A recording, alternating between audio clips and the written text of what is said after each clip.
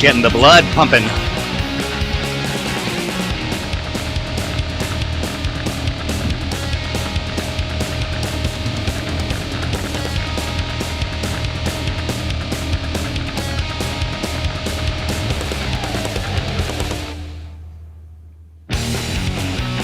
You thought it was over?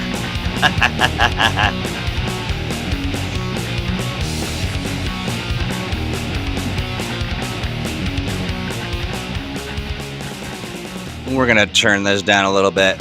Yeah, half of me just feels completely pumped up, and half of me feels like I want to bang on the floor with the broomstick and yell, "Turn it down!" Don't you know what time it is? Don't you know what time it is? And that is the paradox of middle age. That's right. That's absolutely right. I wanted to just kind of do a little punk rock, a little something different, a little something Gen X-y, maybe. Something modern, perhaps. Yeah, something modern, something agey. So Owen is he is right now hard at work in the fantasy age mines, Mm-hmm. just mining away in all that fantasy. And Malcolm Sheppard, you have agreed to kind of come and hang out with us, which I truly, truly appreciate. We'll be talking about all kinds of good stuff. I see that the chat is already alight. Look who it is. It's Malcolm SwordDAGE. Yes, let me adjust my bifocals a bit while I talk to you about my hip young take on age. Ignore the color of my beard. I love it. And so you only have that much screen to work with in this episode, so you have to really keep your head in the bubble there, so you're not. Let's see. Jahan says Malcolm, and Chris says SwordDAGE. I like that. I note some great podcast buddies, streaming buddies. That's right, like Ren. Fresh out of the box and from Aegis. That's right. Yeah. Two of our faves. We dig them. I've appeared on both recently. You did. You are kind of making the role, like he's kind of running the scene, which is why I felt like you needed a special overlay. We won't keep you trapped in that all day. So thank you for jumping in and hanging out with us. We've got plenty to talk about, not the least of which is, how you doing? How's life? Oh, it's not too bad. I've been getting stuff done. Particularly, I got an encouraging email about a very large unannounced project that we will not announce today. But I will just say that it involves 200,000 word draft. So every inch it moves forward is like the lumbering forth of some colossus, and I'm just so happy to see it moving forward. Same, yeah. And otherwise, it's a beautiful autumn day here in the Canadas, and I got to go out in it. Nice. I went to my favorite sandwich shop, and I'm sure all the Age fans are really happy that I got a decent sandwich. Well, I was going to ask, what was the sandwich? What was the sandwich? Yeah. It was the house pastrami of this place. Okay. Daring. No, it's not that daring. Okay. It's not the greatest. It's really good, but it's not the greatest pastrami. The greatest pastrami was actually when I went to my older son is working on his PhD at Columbia, and oh wow! So I visited him in New York a couple of years ago, and of course, who did I ask for advice regarding this? I asked Chris Pramus. Who knows New York and of course knows where to eat. So so he recommended a couple of places, like his, of course Katz's, but that was a bit far afield for where we were going. So we went to Pastrami Queen, and it was great. And it was Pastrami Queen. Yes. Okay. In New York City, and it was a very New York experience. Because we were, I guess, the last people who managed to get our order in on time, but there's some people in, and then somebody else came in and just started ordering, and then there was like, "We're closed." What do you mean you're closed? I just came into the door. So, well, we took the orders, but we're still closed. Well, we're gonna kick people out while they're eating. Of course, we're not gonna do that, but we're still closed. We gotta get out of here. You got the quintessential slice of pastrami and a little New York. Like, so this is the thing, being a Canadian encountering Americans, is that you see many things that hitherto you would only see on television, right? Mm-hmm. So it just becomes very weird to see, people with accents you only experience through TV. Right. Having conversation, having the style of conversation you normally only see on television. Right. Yeah, because some of what we do is quite theatrical. Yeah.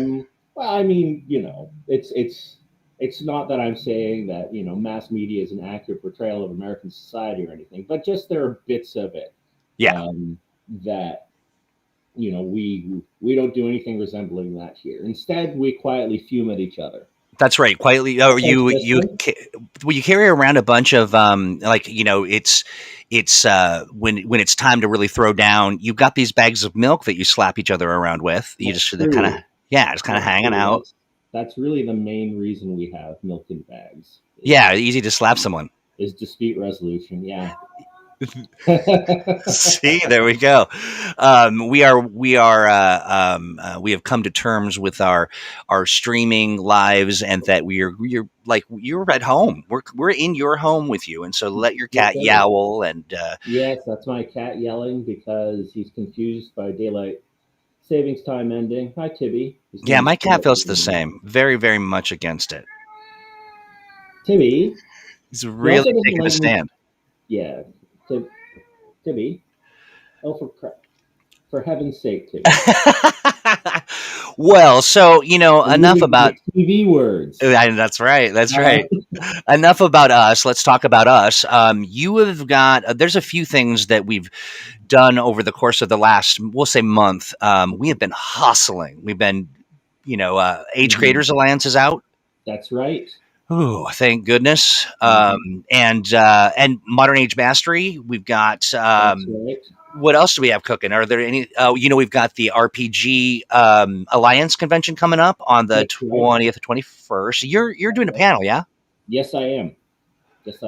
And what day is that? Do we know? I'll grab the schedule when I'm. Yeah, I'm not sure what the exact schedule is yet, but yes, I will be at that convention. It'll be my second year doing it. The tragedy is, when we first made contact with them, I think it was just as COVID was ramping up, right? And it's actually quite practical for me to go to their convention physically because we're in the same room. But of course I haven't been able to do that. So right. Yeah. Like theoretically it would have been possible this year, but it's, but there was still so much up in the air. I didn't even consider it, but I hope to see those wonderful people. They are honestly, they are just the best. They are just the best. And I keep forgetting that they're Canadian, but that explains a lot. Canadians are, by and large, some very, very charming folks. And so thanks to them. Yeah. So we're going to be doing a Mutants and Masterminds Sunday, and then they're going to be doing an actual play, 5 hours worth. Oh, wow. And great. Yeah, we're doing some Expanse stuff there. It's pretty great. Do you, can you hum a few bars of your content? You want to keep it a secret, or are you, what I'm going to talk about? Yeah.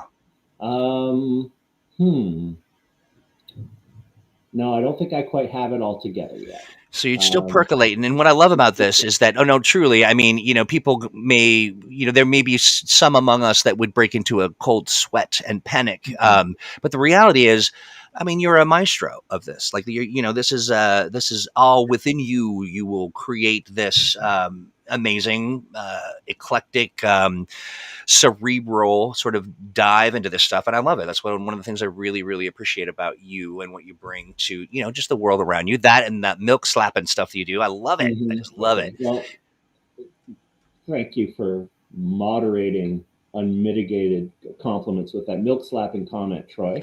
And you're cracking the code. So if I kind of have a theme with sort of the appearances I've done lately and what I've been talking about lately to kind of coincide.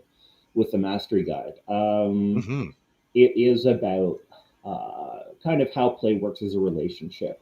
And one thing I have said in my recent appearances is one thing with the Mastery Guide is one of the things that makes it a little different is that it has player and GM advice together in one book instead of having a specific game master's guide or a specific supplemental player's guide, right?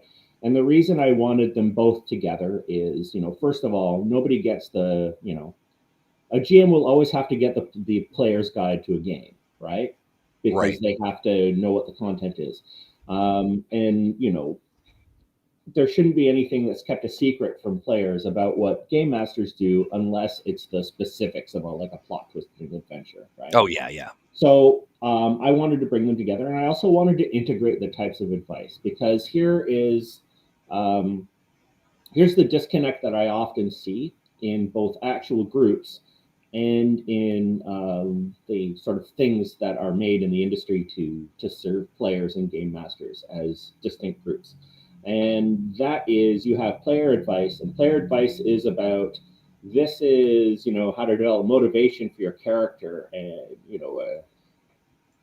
decide what you want to do with your character and, how to portray your character and how to make your character a perfect extension of your desires. And then on the game master side, it is how to manage all of these selfish players who want to do nothing but use their character as a vehicle for their own selfish wants. Right. So you can kind of see how, one piece of advice creates the other piece of advice. And they're in conflict, right? So we take a bit of a different approach on both sides of the Mastery Guide in that the player advice concentrates to a great extent on collaboration and honest communication, right? So I like that, and it is a relationship, and it is an opportunity to kind of explore a world and to give yourself over a little bit, and to that give and take. It's got some improvisation elements to it, and the whole thing. But what do you say to folks? I caught a whiff somewhere, and I was trying to remember where exactly because I wanted to not because I want to poke this person, but it appeared by the comment that this person was like, "What I'm getting advice on how to have a relationship with people at the table. Like, why do I need this?" And and I know why, but I mean, why do you think why? Well, you need it because unspoken assumptions are a very powerful thing, and they're often wrong. Right. Yes. Doesn't necessarily mean that you need to break down every single possible point of contention at the table every single time, right? Because wouldn't that be miserable? Sure. Yeah. But at the same time, that means that you always have to accept clear and open communication where there isn't some sort of penalty for speaking your mind. Assuming that everybody is participating in good faith, right? So that's something that the Mastery Guide does. Is it kind of, I think a lot of the time we have a lot of advice that says, if you're a good player, you do this, and if you're a bad player, right? But there are some people who just are not, either they have trouble communicating their preferences, or they have a style that's, that people don't quite know how to make work. Or they straight up misunderstand cues, and I mean, there's a whole cues, and you know what? Everybody does that, and that's fine. But separate from that, there are people who are genuine wreckers, right? And we have a short, sharp section about this is the kind of person you shouldn't be gaming with, right? So it's good to be frank about that.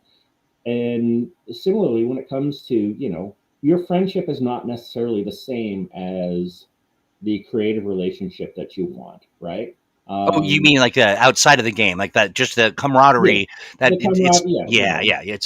it's there, but it's a different relationship. Well, I mean, one of the examples that that's in the player advice is dealing with conflict between two characters, right? And how, one very powerful tool that strangely people often don't use is to have an out of character conversation about your in character conflict.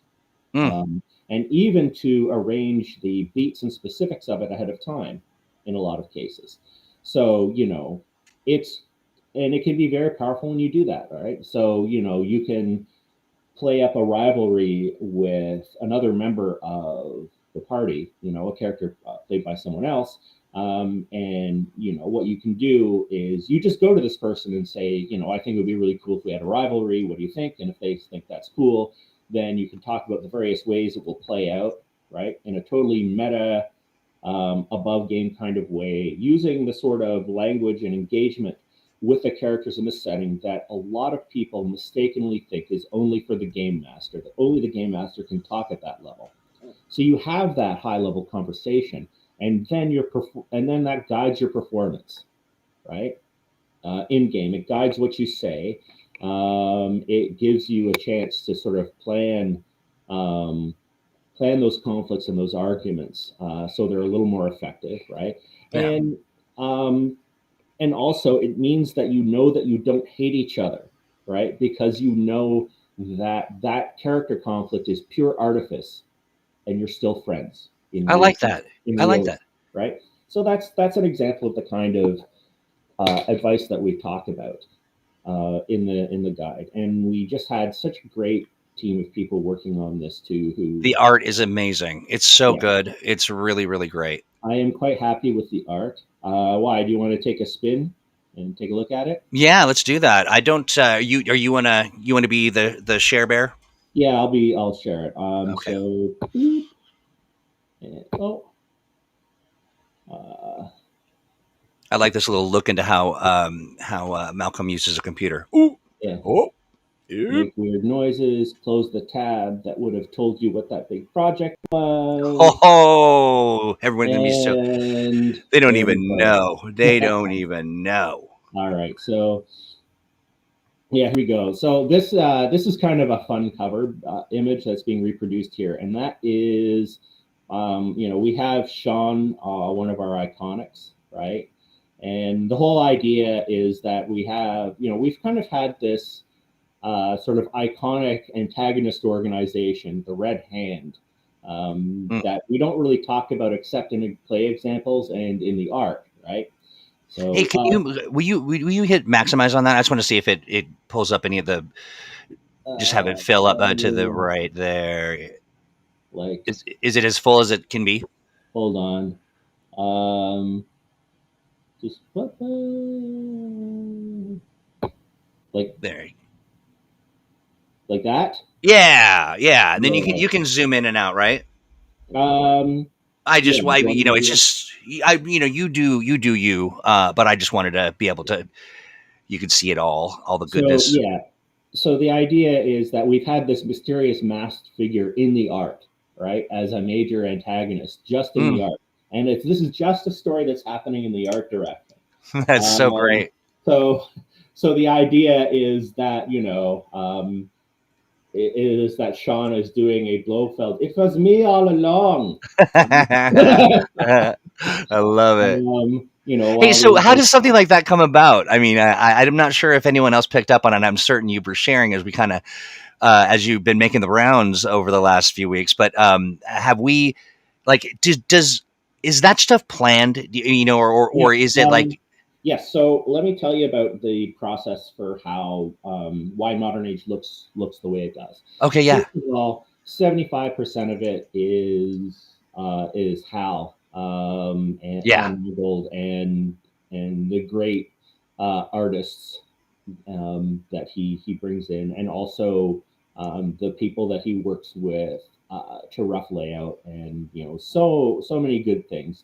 Little of which you can appreciate since I am looking at the table of contents. However, I know that people want to see the table of contents, so we'll stay here for a sec. But now, just as I've drawn people's attention to it, we're leaving it. As we like to do. But so here's how it worked. When I was outlining Modern Age, and we got our initial slate of writers on the book, I kind of went, each of you, do you mind if each of you, one, brainstorms an iconic that will be featured, an iconic character that will be featured in the majority of examples, and tell me the kind of person they're like, and and then consequently, I kind of put together our generic antagonist organization in terms of just look and feel. Like, I couldn't really tell you what the Red Hand's objective is and what they're doing or anything like that. They exist. They're purely an aesthetic villain, right? So, and then basically, I got detailed notes about each of the iconic characters. And from then on, anytime there was an example of play or an illustration, it will involve the iconics. So there are two. That is Brian, and oh god, that is Amy. So Brian is the iconic who kind of concentrates on long, is the shooter iconic, and Amy, because each of the iconics kind of have a tactical or like being in the party kind of specialty, and Amy is the close range specialist. So Gotcha. so when we want a piece of art like this, we deploy those iconics. And here's another picture that actually goes back to the planned conflict part of it that I was talking about. Yeah. So that is an illustration. That is Indra on the left and Sean on the right. And we actually have on that screen behind them is the name of their iconic players, which are the names of the contributors to the Modern Age Basic rulebook. Oh, that's cool. Right. So one of them is the handle of the late Alejandro Melchor, and the other one is Howard Ingham, who is the creator of Sean. That's great. I love this Easter egg stuff. This is really, yeah. So that's why things look the way they do. Right? Yeah. And pop back real quick. The art here, the last piece is what really caught my eye. Just such a sharp, evocative image. It's the one with the guy in the suit. Oh, yeah. It's just like, it's like, what's happening here? Talk to me about this. Oh, that is just that's just some art to abstractly accompany the chapter on alternate character creation. Gotcha. So one of the things that's in the book is, I also understand, talking to people that, people are kind of divided about getting a book that's nothing but advice. So there's stuff other than advice. And in fact, it's about 50% new game systems. Right. And some of the systems are kind of similar to the suggested tweaks in the Modern Age Companion. And this is sort of like, this book really goes well accompanying the companion, except it gets a little more fundamental, right? So this is sort of representative of, a character that you might make through one of these processes. Right? Sort of, springing from the thoughts. I love it. It's like it's this guy looking like he's ready to just to kind of take on whatever's coming, and I think that's just a very evocative image, for sure. And it reminds me of, I can't remember the movie. It's the movie that John David Washington is the star of. That was made by that guy who did all those Batman movies. Oh, that guy? That guy. That guy who made all those Batman movies and made the World War II movie, whose name I can't remember. Christopher Nolan. Okay. The name of the movie is the one where you do time reverse weird stuff. Oh, timey-wimey backflips. Oh, yeah, timey-wimey backflips. That's the name of the movie. One of my favorites. Yeah. No, was it... But it reminds me of his character, who was is it just Beckett? the protagonist. Pardon? Was it Beckett? No, it's not Beckett. Is it about a book? Is it a devil in a blue dress? No. Monster. No. Tenet. No. Yes. There we go. I knew we'd Tenet. get there. That's I knew it. we'd get there. Yeah. We've done it, everyone. Yeah, we've done it. Yeah, we've pressed our middle-aged brains through the That's right, we memory did, and we almost, almost to speedy resolution. Not quite. and found the pulpy chunks of truth on the other side. That's really accurate, but kind of grody. So I want to talk about a little bit about the rule stuff in this chapter. Yeah, let's do that. So we'll just go into variant character creation. So here's an example. And there are a bunch of things. This chapter was done by Jesse Haining, and I want to give him a shout out because Jesse gave me my first work in the RPG industry, working on Mage the Ascension. He first contacted me in the late 90s, and I started doing work. What was your first piece of work? My first piece of work, I'd rather not say because it was terrible. Okay, that's what that is absolutely fair. I mean, that is absolutely fair, and I wouldn't imagine it to be on at the level of today you're Sword to Da. I mean, like that's through a lot of work and learning and blood, sweat, and tears. So yeah. But and he of course has gone on. He does his duty now for Star Trek Online, and he's nice enough to do stuff for us. And he has his accomplishments in tabletop RPGs and LARP and in computer games are just great. And he's such a he's such a great writer and designer. He's kind of in this category that I put some other people like Steve Kenson. Luminary, and Megan Fitzgerald. And Troy Hewitt. What was that? What did you say? Was that Troy Hewitt you said? I didn't hear that. Well, somebody said it. Okay. I think we've got it. Yeah, it must be some bleed over. We have a couple of options here, and these were just things that I always thought would be cool to bring out. So on the page we're looking at is zeros. So in modern age, we kind of confirmed that the average person who is not heroic has 0 in every ability, right? Yeah. And so basically this is like, well, what if we just start with a normal person instead of somebody with a drive or heroic potential, right? So you get these zeros. And one of the things, because it takes no time to make them, one of the things you can do is you can run, how at the beginning of like an X-Files episode or a horror movie or something, you see the monster tear through some hapless people who, will not go on to star in this film or episode or whatever. Yeah. You can play those. And then you can pick up your normal characters and go, wow, what happened to these terribly butchered corpses? That's great. Or maybe they can graduate to like a more typical protagonist status, right? And that is something.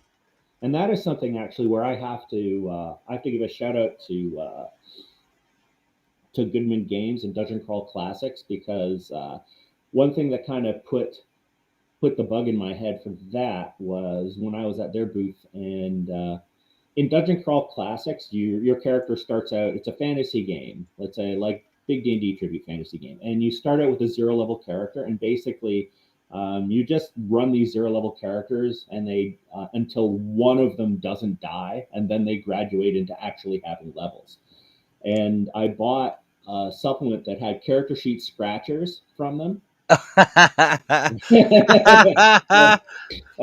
Oh, they're dead. Let's see who's next. So, how clever. Yeah. So, obviously I wanted to take some inspiration from that concept too when I sort of recommended it. So we have some things here. We have rules for simplified characters. So if you want to because I often find the session 0 planning part where everybody makes characters and stuff is a bit of a hurdle to get over, and sometimes actual games don't come out the other side. I think I was talking about this on Aegis actually the other evening, and so this is a way to have characters to make characters more quickly, to get into the game faster, which might be good. It's good for people who want smaller set of rules to deal with, who want to do one shots but still make characters, and so on and so forth. We have rules for abstracting talents, and we have rules for if you want Fantasy Age style character classes, we have them. So we have, and they are, pretty much laid out like their Fantasy Age counterpart. So this is the combatant. This is a thing where I love the art, because basically each of these combines two existing iconics. So we have Amy, but Amy is also in Brian's typical getup, right? Modern tactical. I see. And the same thing where we have kind of a fusion between Indra and Sean in the expert class. And then we have the operative class, and we have a fusion between Sean and Jeff. I love that. It's just sort of like actively saying, yes, you can. Yeah. Whatever that question might be, yes, you can. Yeah, we want people to really make the game their own, right? So then we have some rules for customization quirks. One of the things I'm struggling with this very moment is that when your window is small, your name tag is a little big, and it cuts off the lower half of your face. I'm going to try a little reconfig here. Well, this means now you're just down there with a big name tag. Well, people can still see my face. I got to get my finger out of there then.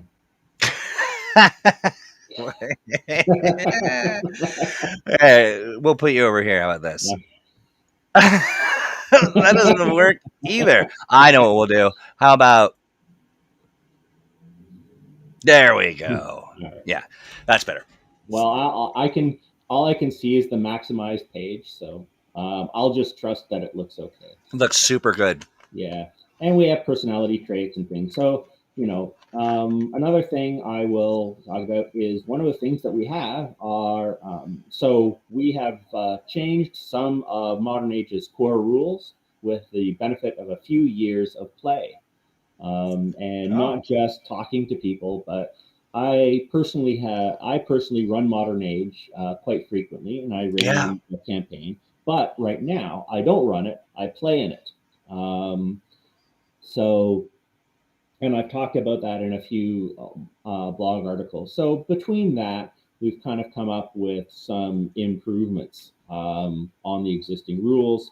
Some of them have been talked about here and there.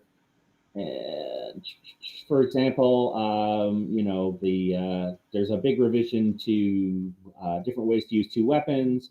There are some new focuses, new rules for cover. And I will tell everybody this. We have determined that stunt attack is a little weak. So basically, you get 2 stunt points, not 1, or you get the result of the stunt die on a double, whichever is better now. Okay. So what brought about that change? Just because stunt attack was too weak. Gotcha. Just wasn't doing what it was intended to do. Yeah, it wasn't doing what it was intended to do, and one of those things is to take the place of various like special moves that you see in other games. And for a lot of them, 2 stunt points is the threshold to really do something effective with them, right? Like like stunts like knock prone, for example. So originally, it's something that I had been debating back and forth, and I decided to err on the side of caution, especially because you do get doubles about half the time anyway. Right. Brent says wasn't juicy enough. Wasn't juicy enough. That's right. And in fact, we talked about that on Aegis. And speaking of juicy, the grenades have been made a little more powerful. Okay. along with the various rules for and this actually came about in the threefold game that I play in, right? We did have a bit of a grenade duel between an antagonist, and it was fairly excruciating. I imagine it was. So is it just like after that you're like, these just got to kill people faster? Well, actually, it was after the revision. Before the revision. Oh, I see. A little test run. Yeah. Yeah. So that's why we have we have rules for Steve Rogersing on the grenade, jumping for cover, and of course the ever popular throwing the grenade back, which is good because you have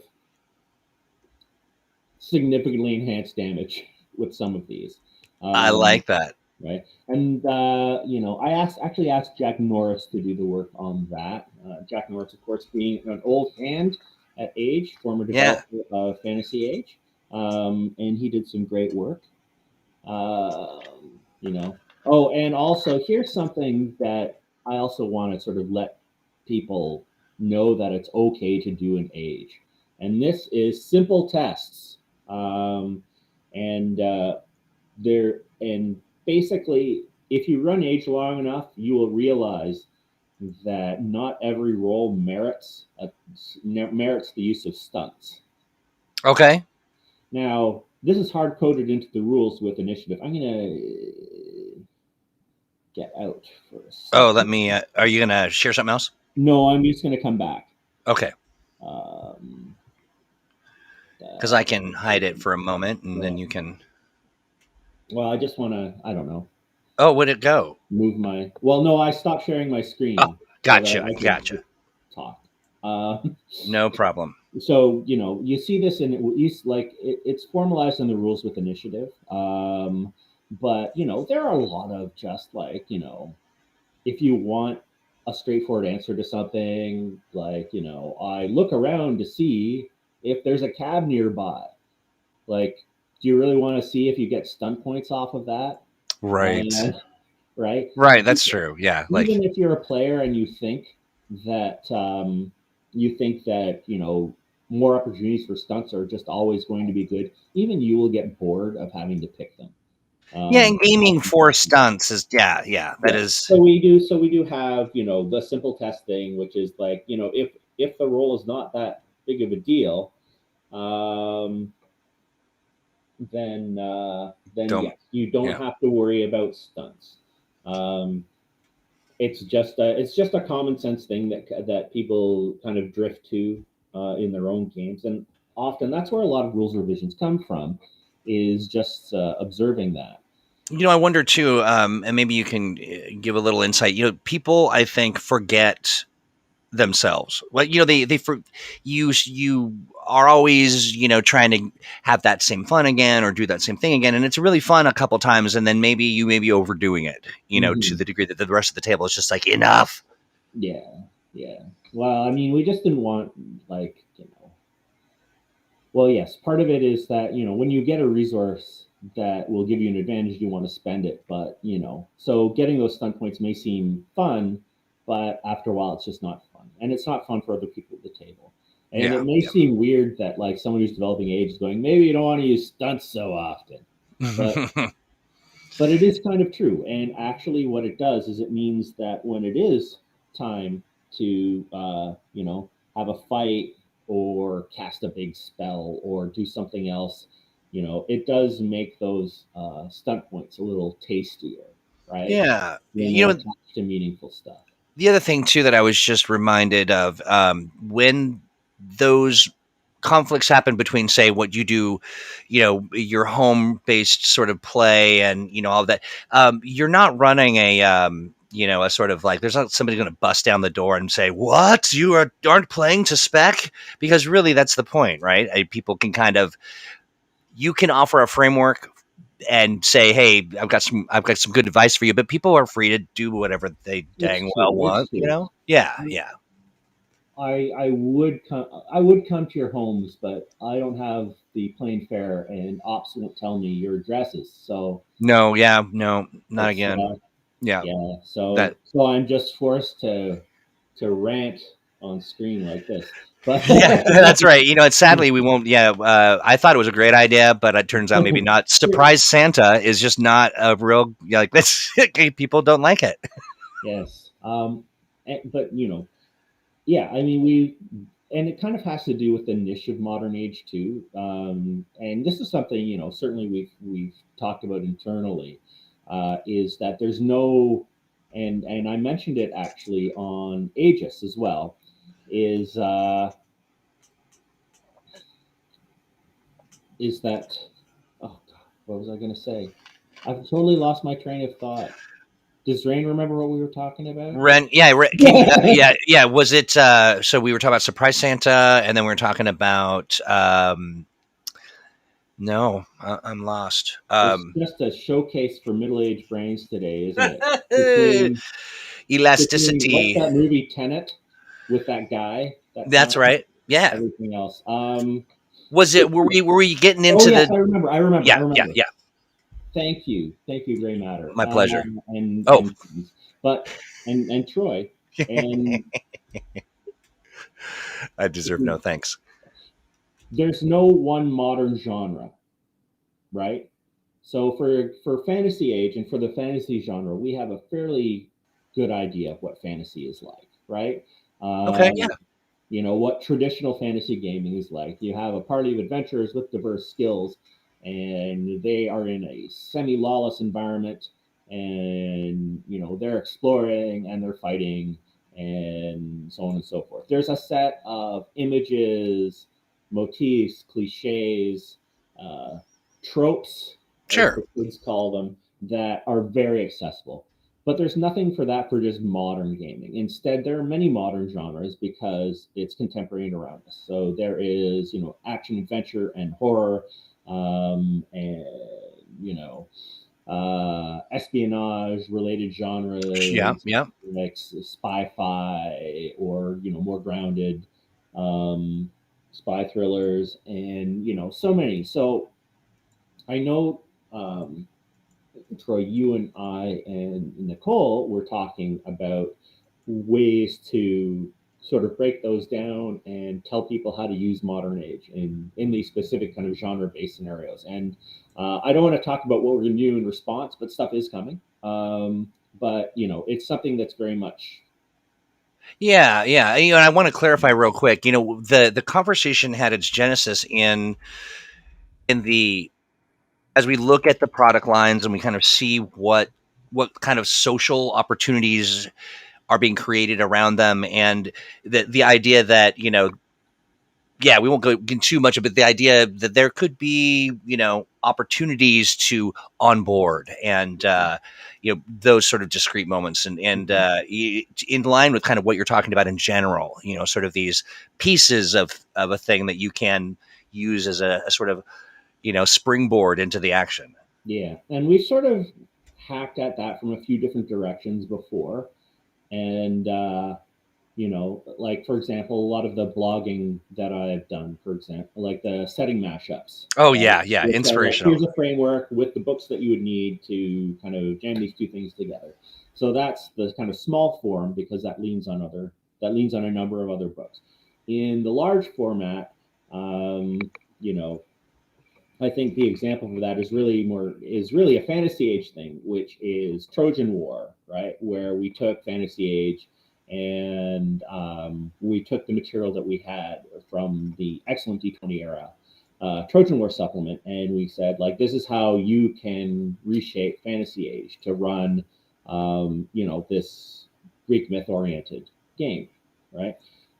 So basically, I see a lot of it as right sizing between those two extremes, Mm-hmm. um, for something that is kind of brief and accessible. And that doesn't mean we won't do smaller things and bigger things. And in fact, I will repeat something that I originally mentioned on Aegis, which is there is a certain genre That is not exactly modern, but not exactly science. Not exactly far future SF. Although in some implementations it is. And it's a very popular genre for gaming, and we decided that we would support it. And that is Cyberpunk. Aha! So we are actually coming out with something that is about Trojan War sized. That is a specialized supplement for Cyberpunk game support. Okay. Right, and it's Steve Kenson and I worked on it. Oh, great! That's fantastic. And it's got playing playing artificial intelligences and body swapping and cool automation and powered armor and all of those things that you have kind of come to expect from that genre, with a number of dials so that you can make it as contemporary a take as you like, or you can make it classic 80s chrome, right? And Gotcha. This is something that, because science fiction was one of my academic focuses when I was in university, I got to write a very, a very nerdy kind of little genre guide that talks about the literary origins of cyberpunk. So you have to suffer through all of that before you're allowed to. Sorry about that. No worries. No worries. Noise. You have to suffer through all of that before seeing how your robot arm works. You know what? Hey, you got to work. You want to have some fun. You got to have a little work. I think so. Yes, that's. Well, no, I mean you can do what you like, because as we mentioned before, I am unable to come to your home and make you do things. So. That's right. Yeah, try as we might. Brian says one of my players is going to be over the moon when she hears there's a cyberpunk supplement. She will give me no peace until I agree to run it. And Jonesy says, nice. That's what he sounds like. Now, the other thing I will talk about that's coming is, of course, in terms of directing modern age towards specific subgenres and things like that. One of the great tools for that is adventures. Is it what now? Adventures. Oh, adventures, not dentures. Not dentures. Well, it depends on the adventure, I guess. I don't know. Your teeth are important, folks. Take good care of them. Yeah, only floss the ones you want to keep. Yeah. So, yes. So, yes, adventures are an important part because, of course, an adventure has an implied genre. And when it comes to adventures for modern age, the sort of adventures that aren't connected to a specific setting are the ones in the Modern Age Mission series, and we've had two so far, right? The first is Warflower, which is an evolution of the very first Modern Age adventure that was run to demo the game at conventions. And that is it's a murder mystery with kind of a choose your own premise aspect so that you can integrate it. And then, of course, we have the meme-inspired Feral Hogs by Foreman and Schneider. And so now we are coming out very soon with a third Modern Age mission that involves alien contact called Flight 1701. And that wasn't developed by me. It was developed by Megan Fitzgerald, who is amazing also in the kind of Steve and Jesse class of people who are very good at what they do. And Megan worked with Hiromi Koda, who is a fantastic writer. And so they've got this adventure and it's all ready to go. And it's just a matter of whenever it. Oh, is it out already? Oh, the blog is up? I didn't think the blog was going to be up yet. Yeah, like Nicole just dropped the. Thank you. We were just looking for that link and leave it to the boss. It's coming out 20 seconds ago. That's right. You you heard it here, maybe third. Yes. So it's out. So we have more adventure support, and it's a cool adventure, and there are more missions coming. I think we have another one in the queue, at least, and you know, there it is. Yeah, some other ideas percolating in the background as we kind of Yeah. hinted at, and I'm looking forward to that as well. Yeah. But one of the things that I'm enjoying as we kind of step into this new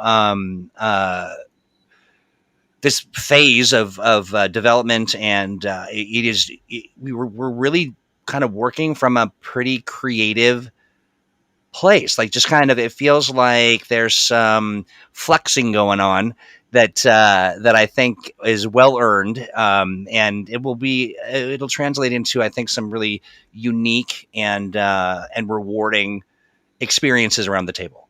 Well, I'm glad, because honestly, this is the best. For me, this is the best job in the world. I love it. Yeah, it's pretty great. It sometimes, it's like any other job. It requires effort. You have good and bad days, but the idea of making these things and just imagining how people will enjoy them, how they'll creatively engage with them. One of the things I always kind of I felt both proud and annoyed about is when people read your stuff and they go, "Oh, this is terrible. You know what they should do?" And what they do is they describe the subtext of your stuff. Right? Yeah.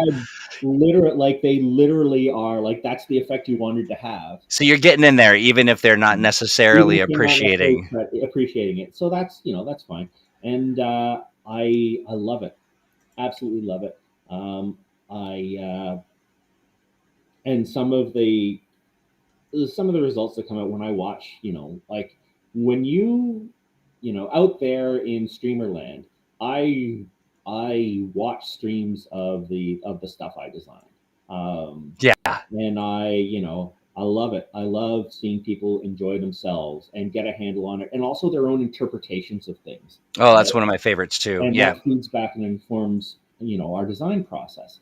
So well, to what degree? I mean, we're quickly coming up on some time here, but do you mean to say that you will see folks in their homebrew kind of thing that they do, and when you see that, are you then calibrating towards giving more space for that moment or for that stuff? Or it's more that I see how they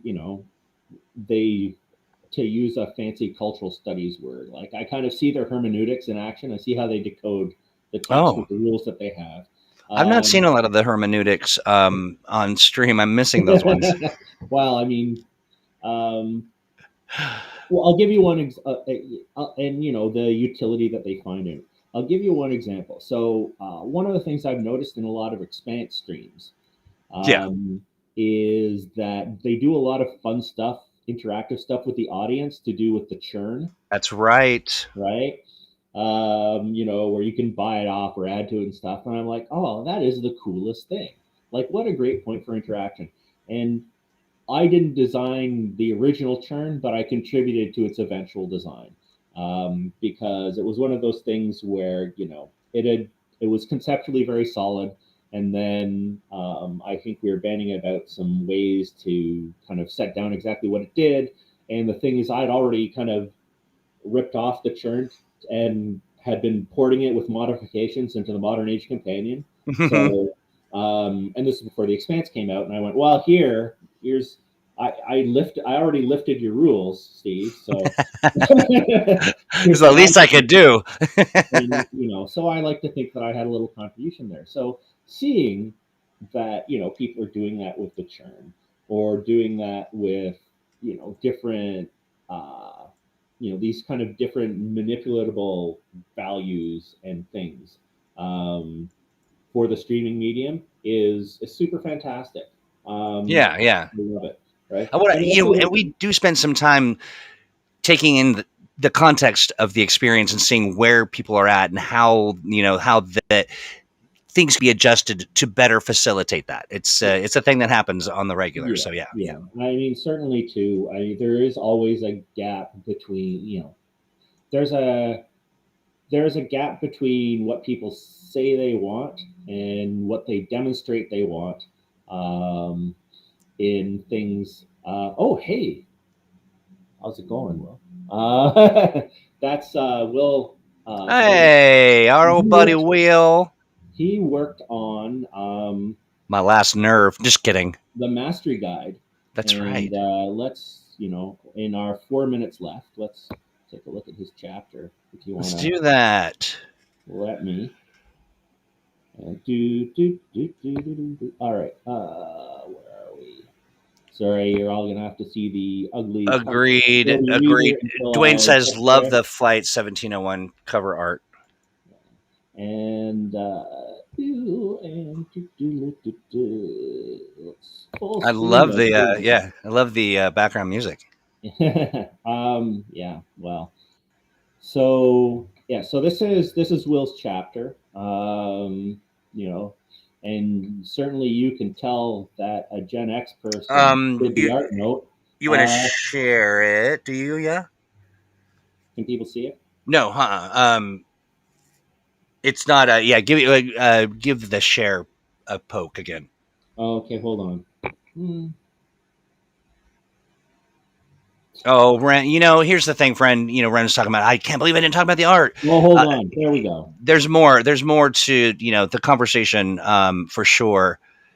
Evocative. Yeah. So, so that's a reference that requires a few gray hairs or an obsession with the 80s to get into, but it's there. I regret nothing. So, Will's chapter. So, we are talking about things like different player roles. And one of the kind of themes of this chapter is to take things that people normally see as inherently, as well as problematic or irritating, and how to channel that into good play. So, you have people who, are great talkers, and, they might threaten to kind of talk over everybody else. You have people who are, we call them play masters because originally, everybody knows what rules lawyers are. But one thing that also happens is that you have people whose mastery also extends to the setting instead, especially in games with complicated settings, So, they will go like, according to the rules of this conspiracy, I get to be your boss, blah, blah, blah, blah, blah, right? And we have, people who are quiet, people who ignore the rules, and people who are schemy. And then we kind of talk about how, to channel each of those into a positive contribution, right? Right. With the use of a few rules.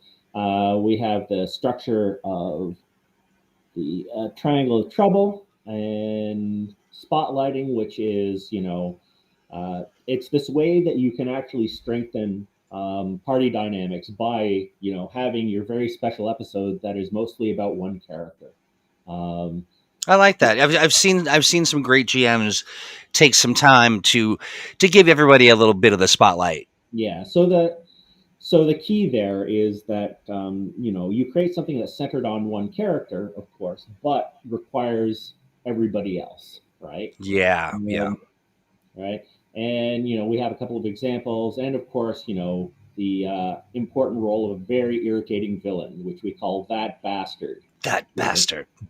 So, and we have a couple of things about conflicts.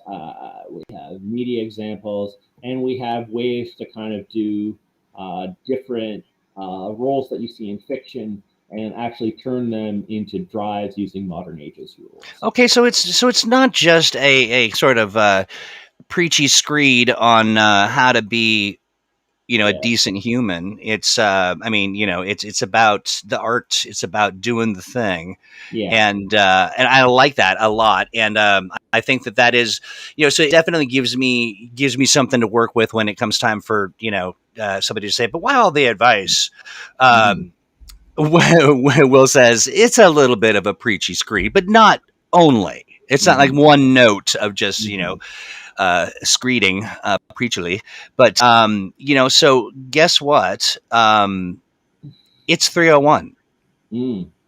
And if by my clock, we got in there a little early today.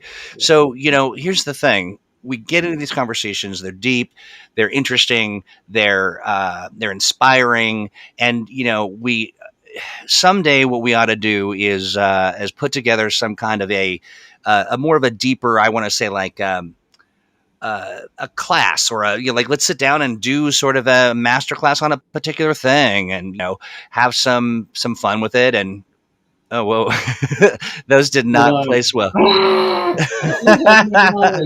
That antler eye, you bastard. Wow. Yeah. Oh, there we go. Oh, hold on. That's fancy. How about this one? This is a game in itself, like a drinking game of sorts. Everybody, when we can match Malcolm's head to the thing on the screen, take a drink. Yeah. There's a little toque. Is that a toque?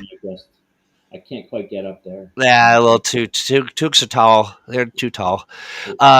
Malcolm, as always, you are just a delight. You are just a fun, interesting, clever, and you're very generous with your ideas and your notions. And I think that's one of the magical things about having you on the program. Well, thank you so much. And that is a lovely way of saying that I like to talk a lot.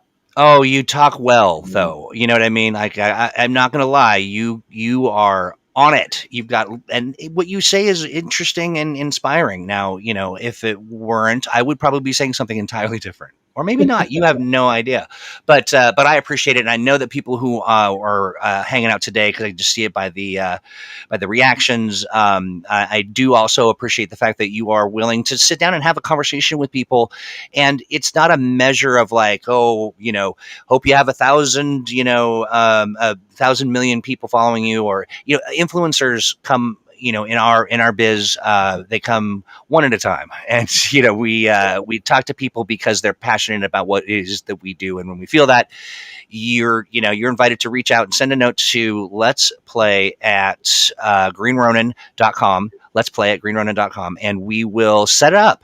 We did that very thing. Ren sent us a note. Said, I'd really, we kind of exploring, that's what we did too. We kind of explored some different ideas, and then we landed on, let's have Malcolm come over and talk about, modern age stuff, and talk. You did, and you both like it was great to listen to, and it's what we do. So if you're out there, you're running a podcast, or somebody who is that you think would really enjoy a phenomenal conversation about this pastime we love, then come let us know. Let's play at greenrunner.com. Outside of that, this coming Monday, what's coming up this weekend? Holy smokes, is it that time yet? The 20. Oh, so in the next weekend. Not this weekend, but next weekend, the 20th and the 21st, we'll be at the RPG Alliance Con, and more information about that as I toss it up. We're going to actually put together some prizes too for that. Then this weekend I think we're clear, but on Monday it's Mutants and Masterminds Monday, and we hang out, we have fun, and then we follow it up with the ThursdAGE, and it all happens in these same places in the same way. And you've got thoughts or questions, keep them to yourself. No, I'm kidding. Send us a note. And Malcolm, anything that you want to share, not necessarily related to your specific work as a industry luminary, but have anything else that you might want to share or sort of raise a profile? I don't know. It's it's Remembrance Day, so that's right. All of my grandparents were involved in the Second World War, the great global war against fascism, and it's worth thinking about. And also, just remember to crush fascism wherever you find it. That's true. That is very true. And So that's yeah, kind of a pet interest of mine. And just in case people want to get a hold of me through various means, really the Let's Play is the best way to do it when it comes to game stuff. I'm not a big social media person in terms of my professional life. yeah. I'm happy to come and chat with people, but please don't be offended if there is a friend, follow, tap, bolt from the blue Discord message and I don't respond to it because I tend to be a little more reserved in terms of that professional. And you're all over the place. And when you sit down and you're in the craft, you are like the social media spaces and the thousands of ways to get a hold of you don't really play well with the creative sort of space. And so that's why you've got people. And so, sending the note, we make sure to kind of wrangle all the things. But yeah, I mean, I think people get you are incredibly busy, and you are also, you're creating stuff. That's a lot of work. Getting sweaty.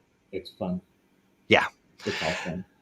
All right, friends. Thank you again, Malcolm, for hanging out. This is a blast. Thanks for suffering my shenanigans, of which there is no end. I want to thank everybody who in the chat and encourage you. Guys, why would you think I'd be into anything gothic? Just because I'm sitting here with Elric and Susie Sue on my wall.